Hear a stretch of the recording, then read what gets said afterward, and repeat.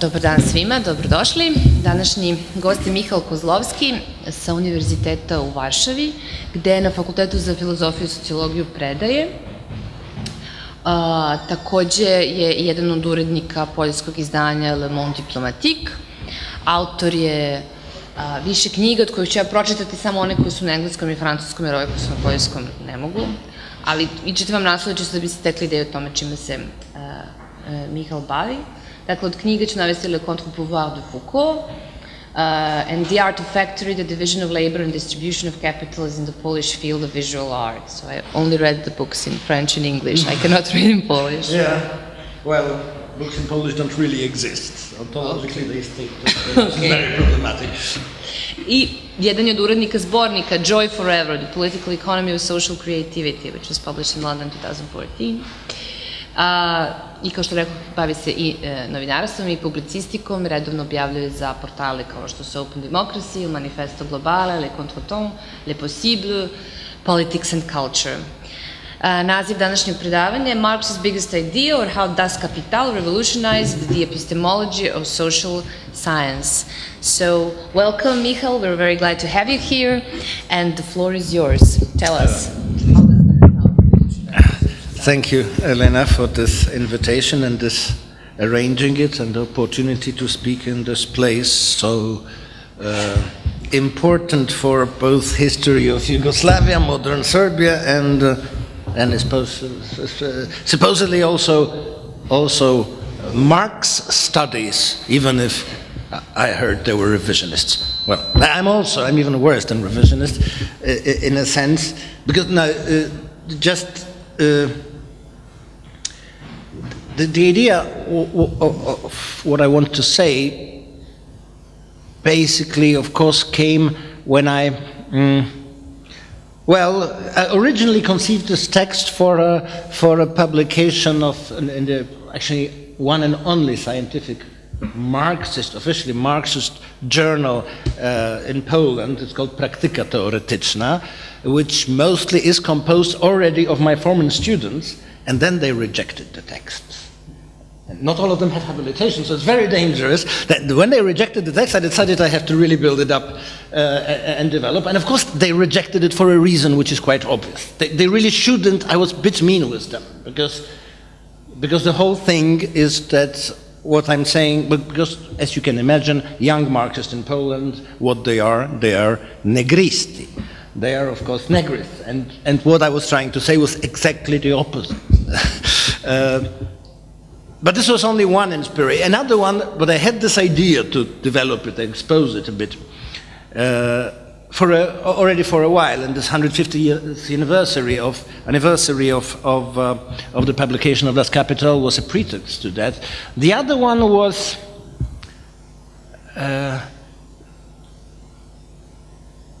I had this inspiration reading another classical text, namely L'Essai sur les dons, the gift of Martin. And this is the classical anthropological text, I guess, dating from 1926, where he exposes when he exposes idea of symbolic economies. An idea of symbolic economy, and putting in this particular case the idea of the gift, potlatch, les dons. And this text was particularly important for the revolutionary left in France. Not so much elsewhere, also in England as well, but through those connections. Why?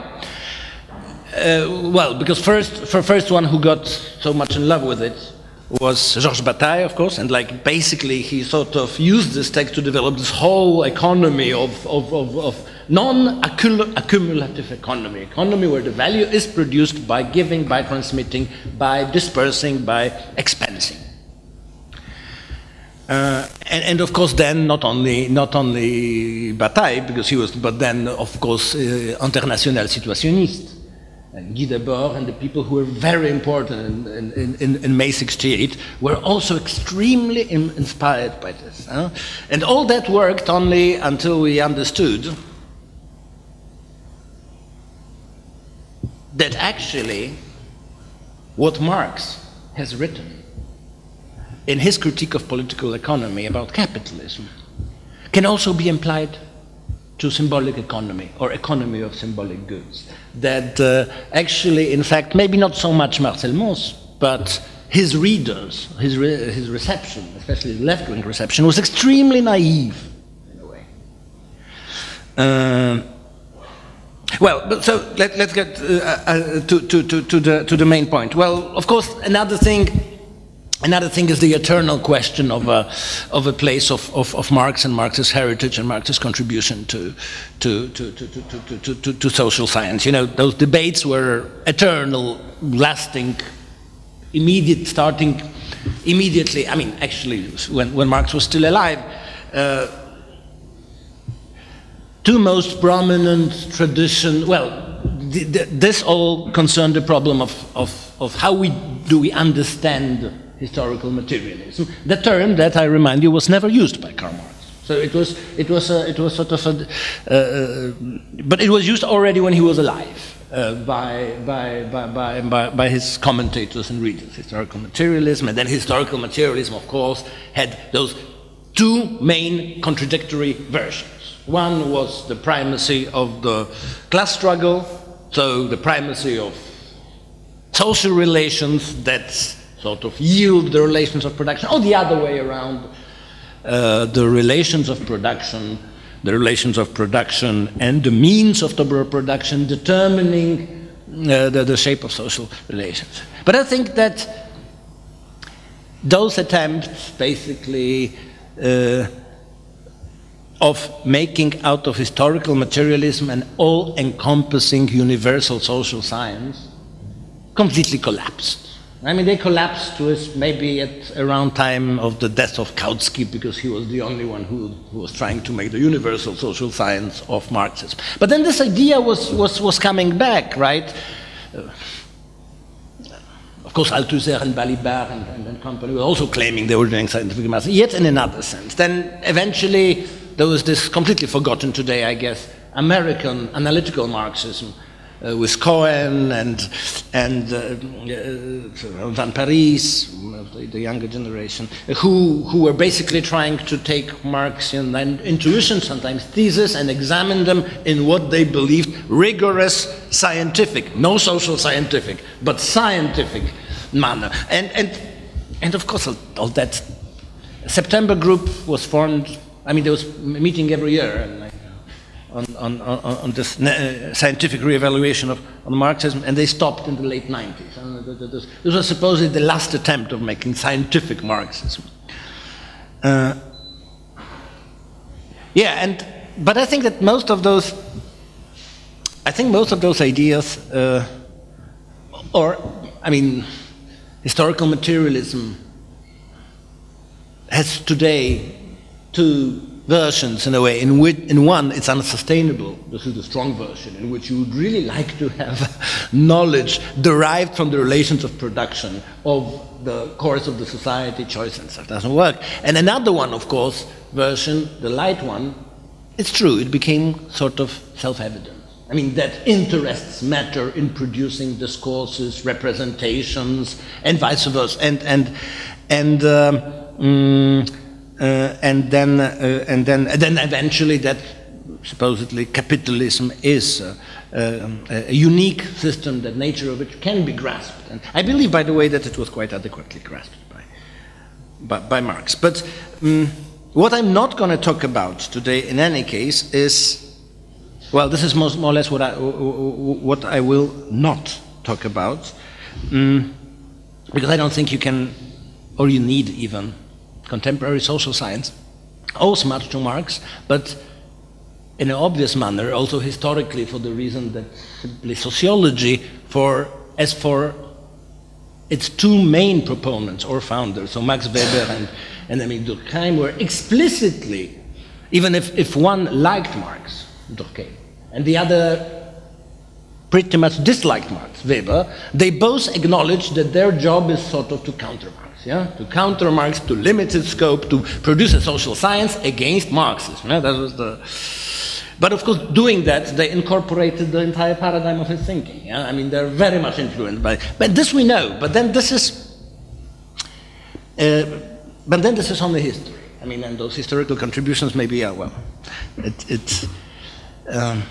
but is there a concept? So my question is there a concept in Marx that is really refined, at the same time simple, and completely actual? I mean, the one that is not the past, and it's completely new. Completely new. I mean, like, you know, a lot of critics of Marx were pointing at his eclecticism. And he even liked his eclecticism because he considered that, I mean, good social scientists must be eclectic. We know it from now, we know it from experience of social science. If you're not eclectic, you don't write good books in social science. I mean, all those dogmatic one-method approaches simply don't fit. But is there this one? Is there the one concept that still is applicable and it's strong? And I believe this concept exists. And of course, it's trivial, banal, maybe even stupid to say. It's the concept of the capital itself. Concept of the capital is complete novelty, and Marx really worked upon this concept for 30 years, eventually, when he started to understand the structure of what he wanted to do. And to what extent he was scientific, I mean, his way of proceeding was scientific. I mean, the best proof is Grundrisse, of course. I'm not a big fan of Grundrisse, but at least one interpretation of Grundrisse is very important. You know, Marx, working on Capital already, I mean, a lot of notes and research, in this part on Grundrisse particularly, that Negri revokes in Marx Beyond Marx, yeah? Marx Beyond Marx, basically where Marx is analyzing the possibility that the value in capitalism will be produced in completely different manner, without a reference, without involving exploitation of the living labor. Yeah? So basically, all this immaterial labor or famous general intellect, could it be ill? Yeah? And of course, as we know, Marx rejected this. I mean, he never applied it, he never published it, he never used this piece, it was a manuscript. But, you know, he spent weeks analyzing in depth the hypothesis that was contrary to his own, which actually we rarely do. I don't know if he ever did it. I never did it. And eventually he abandoned it, he could have. And then, of course, my boys and girls from Praktyka Teoretyczna, they didn't like my text, my approach, precisely for that reason, because they considered that the notion of capital, as you understand it, as I expose it, it's precisely the one that has been surpassed. No? Because the value now is supposed to be produced by several other instances. Several other incarnations of general intellect. Would it be multitude, interconnecting, creative, whatever? And then the model of exploitation is completely different. As you know, Negri and company basically considered that exploitation is not the case anymore. Actually, appropriation is the case. I mean, value is produced already in a democratized manner, only that it's still confiscated by the powers of the capital that are essentially political. Yeah? Of course, Negri and his circle came to this conclusion in their particular situation via particular trajectory of Italian Marxism and all that. I think they're completely wrong. But this is not really what I want to talk about, because I don't want to argue for that the Marxian law of value, so to say, so the rules of the capital, apply to contemporary capitalism or do not apply. I believe they apply, in fact. I have a tendency to believe they apply. But I think the concept of capital, as Marx has conceived it, goes well beyond this scope of application. Goes well beyond the scope of application. I think there exist two uses of the term capital, of the term capital in contemporary social science or even in economics. Economics is basically having a vulgar understanding of capital. Capital is, of course, primarily, for everybody who uses it, a resource, an asset, a value, something valuable, that is in the process of growth. That's the first thing about capital. It's a growing value. And this question is not precisely Marxian question. This question emerges as a founding question for modern economics. Yeah? Completely not Aristotelian way of thinking, which Aristotelian question of value would be what is value, for whom it is value, how to realize value. And that the new way of thinking, starting with, I believe, even if I'm not so much historically positive, with physiocrats, right? With this distinction between non-productive and productive labor, and this idea of a miracle, that there is more value at the end than it was in the beginning. And of course, they have even this intuition that is close to Marxian intuition of the living labor, because if you remember, Turgot and Quesnay claimed that it's the soil, yeah? It's the land. It uniquely has a power of producing more out of less, or something like out of nothing. Oh, well, not something out of nothing.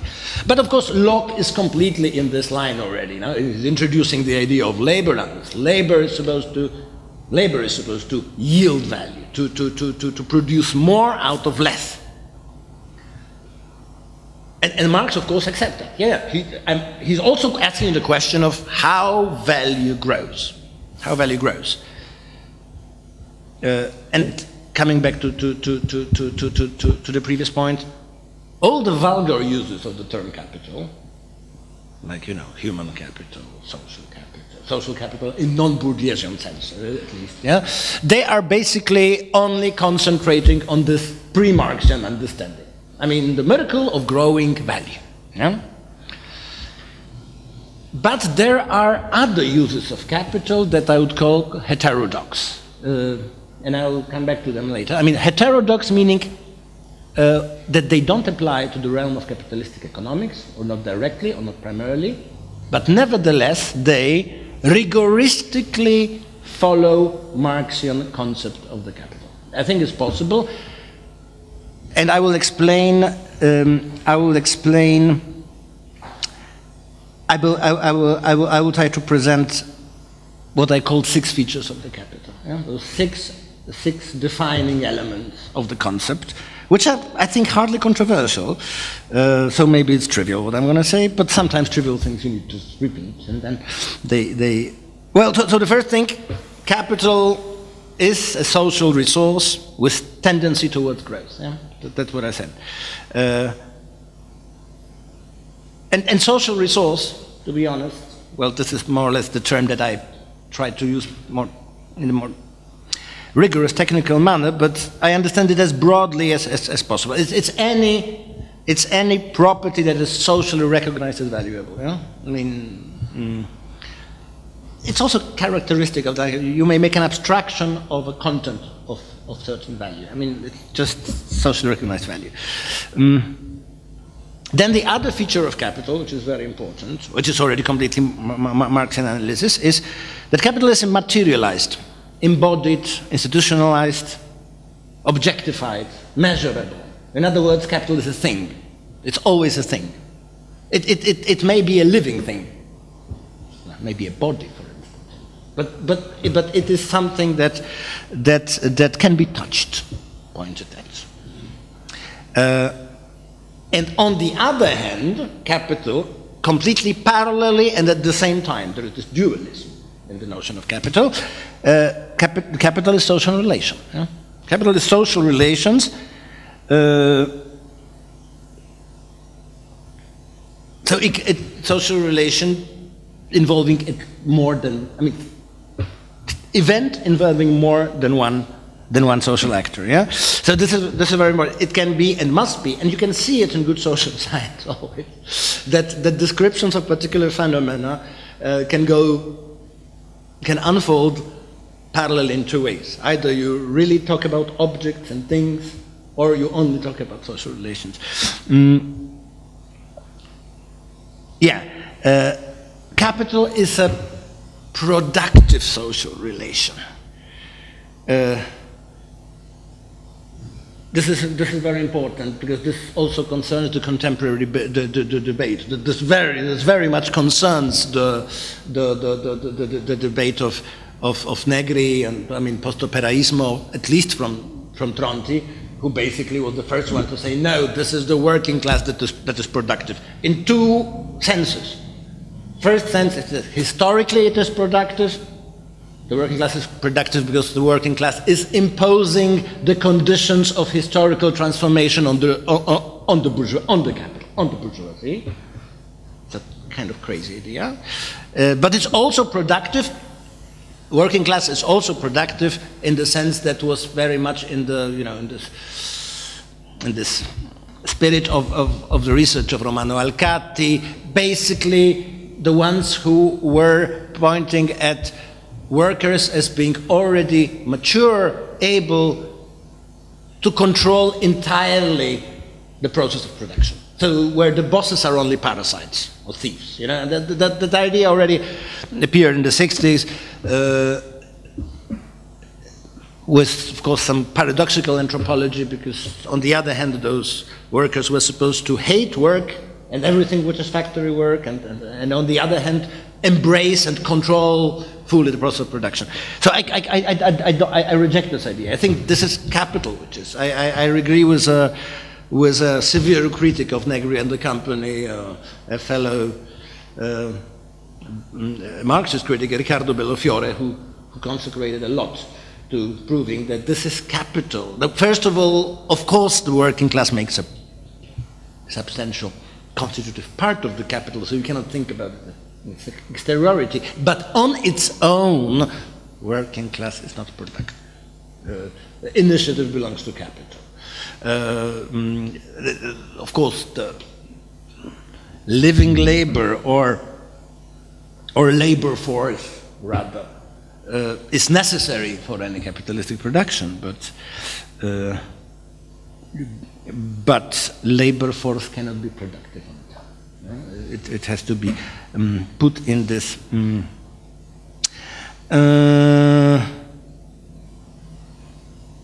but the way it is productive, capital is also productive in two ways. In Marx also. One is a technical process of self-valorization, so money, commodity, money, and there is more money in the end than in the beginning. So this is how capital is reproducing itself, growing, self-valorizing as this internal structure. But of course, let us be honest, as Marx puts it clearly in the results of the immediate results of the process of production. But if you want, also in the manifesto,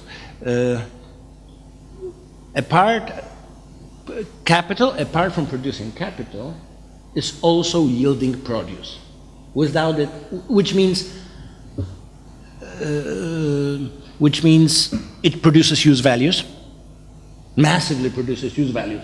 Commodities have use values, and having use values is a condition of the existence of the commodity, even if it's not its content. Yeah? So that we all eat and wear, and we all owe it to capital, in a sense, yes. But on the other hand, of course, capital is also productive historically. I mean, and the enormous praise, I would say, of this historical productivity of capital you find in the manifesto. Yeah? Even if it's only, it puts focus more apparently on this negative, destructive force, yeah, but not, well, destroying natural relations, but Marx also says about wonders that capital is able to produce. Scientific progress that brings railways, steam, ships. Well, as he says, the biggest achievements of all previous epochs, including pyramids and wall of China, are nothing if you compare it to the least of the accomplishments of the bourgeoisie involved in the game of capital. Huh? I mean,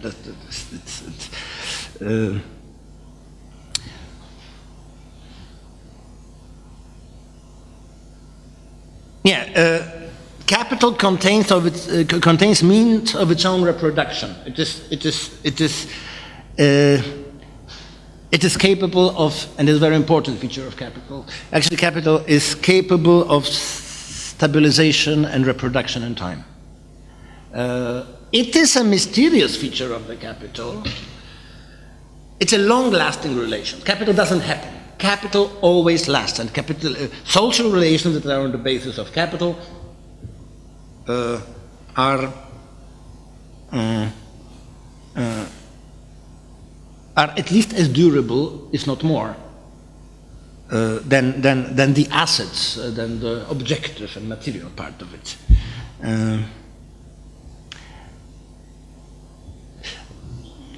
But also that means, of course, that capital arranges its outside world, because, of course, capital and capitalistic relation is always dependent on external conditions. So it needs to sustain and maintain and consciously, because there are actors involved.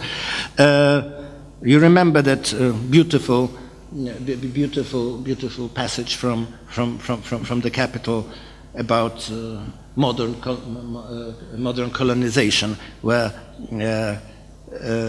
Marx describes the example of Mr. Peel, who took with him to England, from England to the Swan River district of Western Australia, means of subsistence and of production to the amount of £50,000. He took. This Mr. Peel even had the foresight to bring besides 3,000 persons of working class men, women and children. Once he arrived at his destination, Mr. Peel was left without a servant to make his bed or fetch him water from the river. Unhappy Mr. Peel, who provided for everything except of English relations of production to Swan River. I mean, simply all the workers that he brought to Australia left him in Australia because there was land that they could basically inhabit immediately, so they didn't want to be workers anymore. So this social relations must be maintained. Capitalism always must remember that it may happen to him like to Mr. Peel. External conditions, on the other hand, condition the capital conditions the social relations surrounding it. And then comes the sixth, the most important, I think, and the most problematic. And this is really why Marx remains the most important thinker, I think, of social science, well, among the most important. That capital is always a privative relation. It's a relation of exploitation. It is a relation of exploitation. There is an objective deprivation on the side of at least of one of the participants of the social relation that capital constitutes. Capitalistic division of labor or any capitalistic social exchange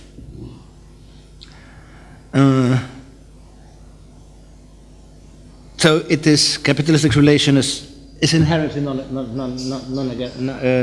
non-egalitarian. Marx puts it in the Capital using this beautiful quotation from Galliani, dove è egalità non è lucro. Where there is equality, there is no profit. The outcome of capitalistic relation is always exploitation. The degree of exploitation, of course, may differ. I mean, the forms of alienation may differ, but capitalistic production will always be exploited. And capitalistic relation is always an exploitative one. So, yeah, and I think that maybe there are not all important things you can say about the concept of capital, but I think they are not really controversial, those six features of it. And now I go back to the distinction between heterodox uses and vulgar or illegitimate. And also to go back to Moss and the problem of the gift. In other words, the problem of economy of symbolic goods that would be at the same time productive and completely not capitalistic, being the contrary of the capital. That's why the gift was so much given. It's the contrary. It's not self-preserving. It's giving itself away. It's not reproducing itself at time. No, it's dying, or it's making a feast or something. Well, unfortunately, there is Pierre Bourdieu, right? That is the most. Yeah, there is a bit of a problem there because, historically Pierre Bourdieu was considered the anti-Marxist sociologist of France. And it's true that in France it's true people don't understand Bourdieu, Marxist, what is it? Of course he is not. Well, of course he is not because he doesn't believe in something that defined Marxism for most of its history, in the primacy of the relations of production within society. Actually, Bourdieu doesn't even talk about primacy. He says there is multiplicity of fields. But so in this sense, of course, he was non-Marxist, and he was also fighting the Communist Party and everything. That's politically,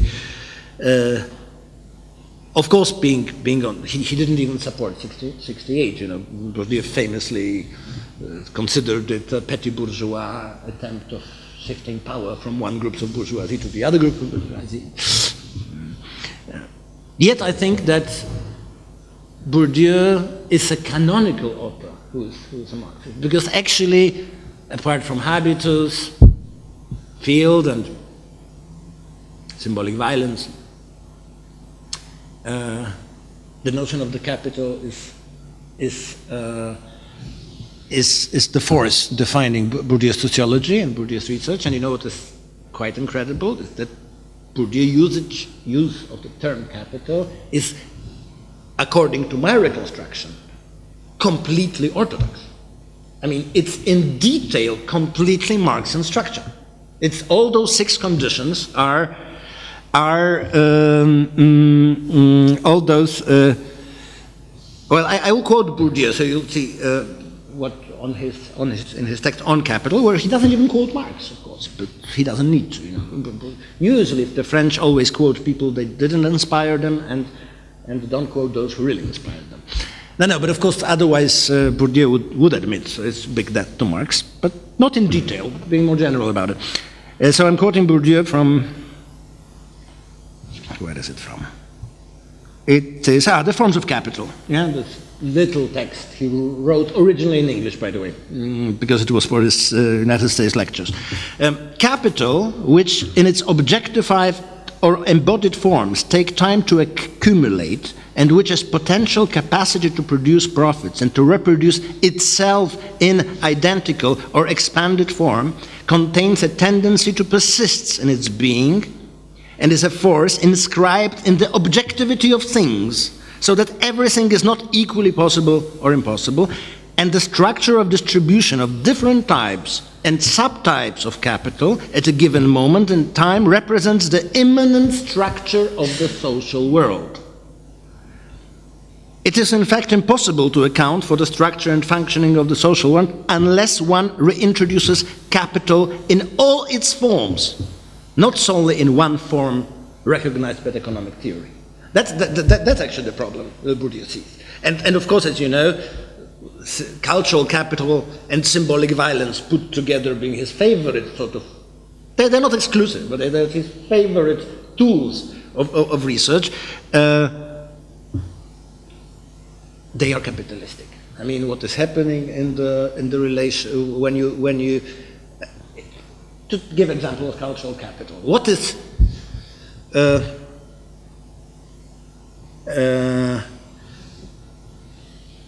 in cultural capital objectified, measurable, embodied?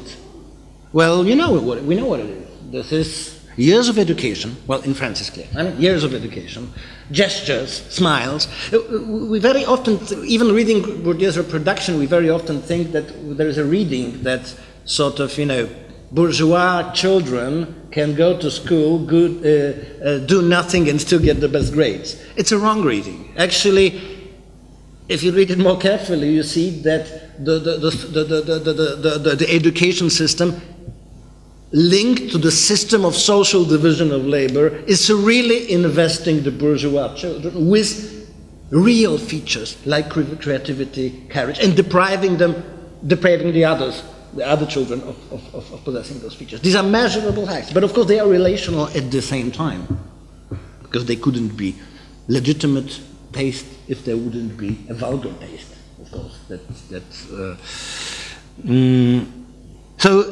So in Bourdieu, capital is always also accumulating, has a trajectory in which it's growing, it's always embodied or objectified, relational, it is productive. It produced art, culture, science. I mean, science is the best example. Science is produced through the various forms of capitalistic accumulations of the society. And then of course, Bourdieu loves science. Reproducing in time and with force. I mean, lasting. And it's always privative and exploitative. They're always victims of capital. I mean, always victims of capital. Without that, they cannot be. But then, okay, but this is Bourdieu, and Bourdieu is only one example, in fact. If you take, for instance, I know it's a bit, I'll just try to give you some examples of other scientists who I think, social scientists, without evaluating if I agree with them or not, but who apply the notion of capital in a rigorous Marxian way, but not to the Marxian object. Exactly. I think Manuel Castells, in his distinction between generic and intellectual labor within network society, exposes capitalistic character of this division of labor. When the feminist tradition, particularly Eva Illouz, which I know, I mean, from recent feminist scholars I know best, she talks about erotic capital, but more generally in America since the 90s we talk about masculine dividend. Yeah? So where masculinity is an objective sort of, objective measurable feature, and then the invisible relation lets accumulate value and accumulate values and grow them and make them grow. And of course, well, but this is more or less explicit. But if you take the famous center-periphery relation, right? Center-periphery relation in Wallerstein and all the school of thoughts, it's completely capitalistic relation. Of course, we remember there was a very important Marxian, Marxological debate between Eugene Dobbs and Immanuel Wallerstein. Actually, is capitalism indigenous social relation in the factory, or is it in fact the world relation of entire societies involved in the eternal process of exchange? I'm not saying this debate is not important, it is, but nevertheless, Wallerstein is applying quite rigorously the general structure of the notion of capital to describe those relations of power on the world level. Yeah? And well, I don't mean to say at all that the notion, the concept of capital is some sort of philosophical stone on which we can understand all social processes. And no, of course not. That's why we will never, I mean, who knows? But we are not disposing of a real paradigm in social sciences, paradigm that would let us to create an all-encompassing, englobing, self-relying social science, for instance, capable of predicting what we want. So let's forget it for now. And that was, of course, Marx was a bit involved in this dream of doing it. But then when he started working on Capital, he sort of abandoned it. Look, I mean, in the book of Capital, you find everything about capital, but it's actually very rarely used to explain big social phenomena or historical processes. No, he's getting deeper into the structure of the thing and not trying to explain everything with capital. It's rather he tries to explain capital phenomenon with everything he can. I think quite successfully. And of course, that's what I said. Of course, I